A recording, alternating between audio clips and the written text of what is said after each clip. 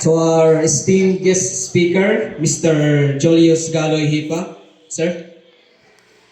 To our school's division superintendent, Dr. Galvencio C. Alive, Jr. To our public school district supervisor, Dr. Maribel A. Formaran. To our dynamic school head, Dr. Ruel C. Castillo, sir.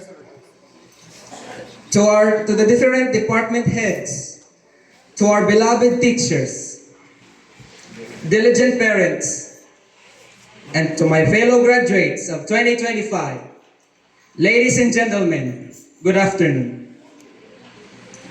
When we entered senior high school, it's like starting to play a guitar. You don't know what to start to. Is it the left hand for the chords? Or is it the right hand for the strumming? Well, it's hard at first. But you need to try harder to make things right. Though you may face challenges like the broken string, but what matters most is that you don't give up to find the right tune. Being a senior high school student in San Isidro Agro-Industrial School taught me one vital lesson. No matter how prepared you are, life will still throw you surprises. Sometimes they're good, and sometimes they're bad. And sometimes it gets so hard that you feel like giving up. But all of it has a purpose.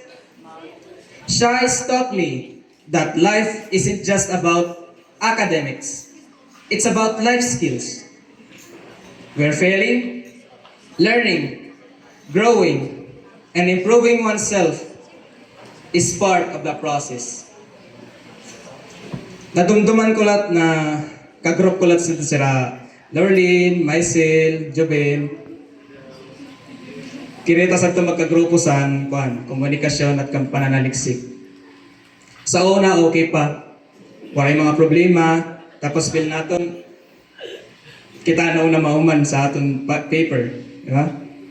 But then, nagabot ang time na aton mga survey questionnaires nagkurulang.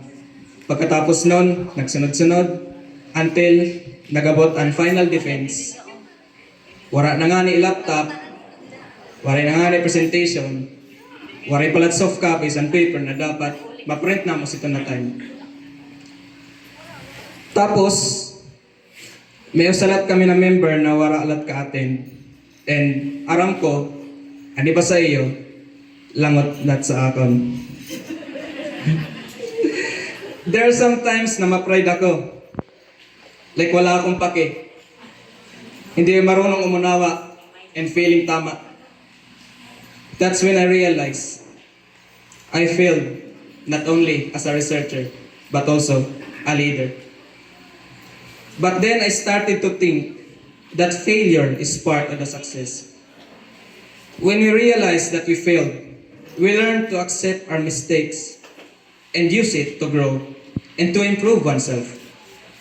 So I'm very thankful that I experienced this because that made me realize that being a leader is not an easy task.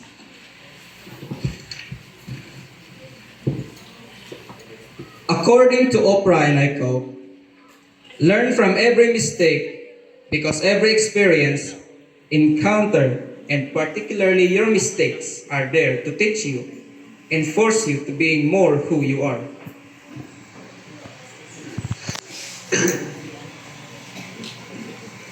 Then figure out what is the next right move. And then the key to life is to develop an internal moral, emotional GPS that can tell you which way to go. This means that we should learn from our mistakes because those moments help us grow and understand ourselves better. I remember lahat sa talat na nag-randomizer si Sir Don kung sino maging kagrupo ko sa research. Naggawa sila Riniel, Joven, Janre. At first, ang ako na impression sa era is dire maupay. Kaya ram ko pa, buhat ini sila. I'm very sorry kung nabanggit ko yun sa iyo, Reniel, Jobin, Janre. Nagdumot ako sito na time, kay waray ako baltok nakaupod.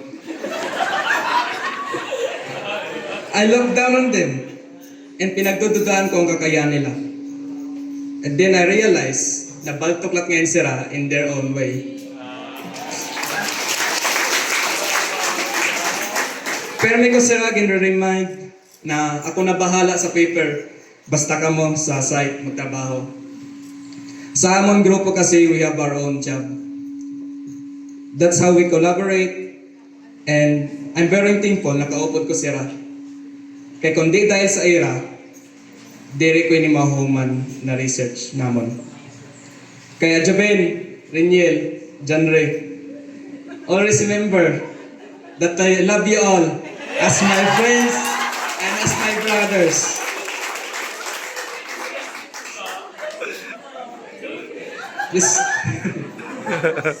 Mistakes aren't just bad things. They're actually meant to teach us something and help us into shaping into the person we're meant to be. Most importantly, this talks about building a strong sense of right and wrong in ourselves, like a personal GPS that guides you in making the right choices in life. Everyone here has a testimony that this journey was not easy. There were days when we wanted to stop, sleepless nights because of tons of deadlines, overlapping school's extracurricular activities, exhausting division competitions, and exaggerating personal dramas we carried along the way. Sometimes we found ourselves asking, can we still do this? Are we still the matatag babies? Okay, nadumdaman ko na lahat just recently, bago ang presentation sa amon research capstone. Nagtatrabaho kami sa namon paper maski gabi na. Just after mag-send ni sir daw ng mga requirements para sa subject, pinagplanuhan namon na magtrabaho kami maski abot na sa gabi. Naabot na kami mga alauna oras 12 sa maaga. Kaupod ko sinisira Cyrus, Rika, Grisel, Micaela, ug John Paul. Dito lang sa balay ni Grisel. Umabot ang time na naugmaran si mama kung naano ako. Kaya gikanto ako. Kaya ma, ayaw ka baraka. Ang purpose naman ginhimo namon ini is for academic requirement. Diri la ini liwat about sa academics, but also ayaw kong mapahaya ang school. Ginihimo namon ini para kaya makipagsabayan ang SIAIS sa ibang schools. Kasi naranasan ko sa habang gindayo ako, kaupay sa output sa ibang school. Diri ako nalakaw labi na kung gabi kung wala man pulos. I assure you that my circle of friends ay hindi aabot sa inuman or anong pang mga bisyo. We know all that, but we know our limitations and boundaries. I also told you na gindidirian ko ang bisyo. Pero kung umabot man sa time, naginagda ako sininira, diri ko ay sunod. But I'm still thankful that I have parents who cares and support me. And worth it din naman ang mga sacrifice namon. Kaya sa wakas, natapos din kami sa among papers, tapos nag-present kami on time. So very thankful ako sa IRA kasi they urged me to prioritize my schoolwork before I go to sleep. And behind all that is all the fun time we had together, maski katurugon na. We even remember begging the teachers to extend deadlines for projects and requirements. But behind all that, I found strength in unexpected places. I am very thankful to have friends like Cyrus, Harry, Rofer, Nico, Eugene, Joben, Reniel, Jake, Prince, and others who stayed with me until the very end. To me, you're all my brothers. To all my classmates and even those from other sections, I am very grateful to have met you all and I will cherish these memories forever. The drama didn't stop there. I paused, I cried, and I prayed to God for guidance.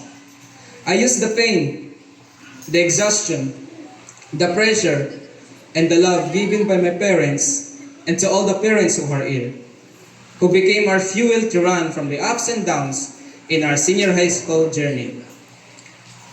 I am so happy and blessed na may dako kag anak na si Papa Nanding o si Mama Elvie. They work so hard. Diri lang namon naranasan ang kagutom, tapos di lang namon naranasan na waray kwarta na pampalit. Wala sila pa kayo, malubog sila sa utang. Kundi hindi na sa si mama mangutang, maski damo para sa ut, nalalangot. Pero padayon gihapon sila. Para lang kami makakaon 3 times a day. Magkaada man panligaw sila sa kantin. Irog sini kakure ang pamilya namon. Ganon ako ka-proud sa akon kaganak. Hindi ko kailanman sila kinakahiya. Tungod sini, mas lalo akong nagporsige na makatapos para man lang masuklian ang lahat ng kanilang paghihirap at sakripisyo. Hindi lang sila kundi pati na rin sa lahat ng mga magulang na sumusuporta at ginagawa ang lahat para sa kanilang anak. So to my fellow graduates, huwag nating kalimutang magpasalamat sa ating mga magulang. Hindi natin alam kung hanggang kailan sila mananatili sa ating piling, kaya't hanggat maaga pa, ipakita natin sa kanila ang ating pagsasalamat at pagmamahal. And alam mo na hindi ito sapat sa lahat ng kanilang ginawa sa atin, pero alam ko at alam nating lahat na mapapawi lahat ng paghihirap at sakripisyo nila at magiging masaya sila kapag minahal natin at nirespeto sila. So to all the parents that are here with us today, thank you for always there for us, whether it is financially, emotionally, and even spiritually. We love you. Thank you for all your sacrifices, efforts, and your never-ending support. We are showing your utmost respect and gratitude to all the parents.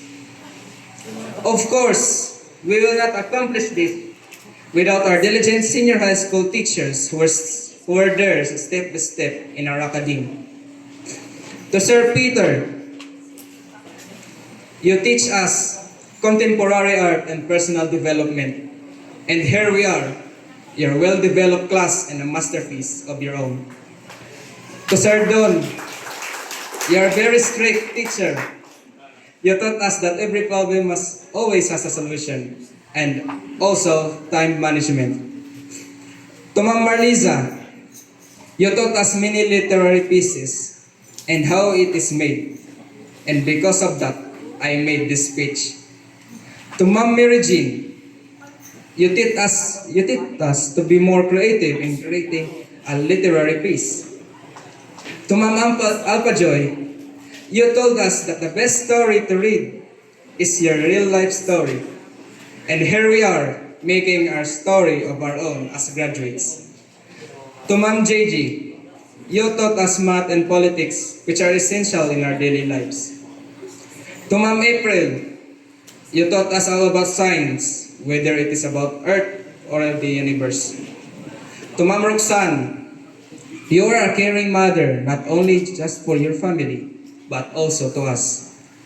To Ma'am Zaira, you taught us that collaboration and effort is important for a group to maximize its potential and give the best performance. Other than that, you enlighten us by sharing the gospel of God. Last but not the least, Ma'am Mitzi, thank you. As a teacher and the mother of grade 12 Avocado, you taught us how important God is in our life. As students, how important God is in choosing a career. To us, you are a mother who always takes care of us, guide us, and also shape us to be the best version of ourselves. Because of them, I almost cried in gratitude for having teachers with such big hearts and empathy for their students. Together, we learned how to manage our time and ask for help when needed and believe in ourselves even when everything seemed uncertain.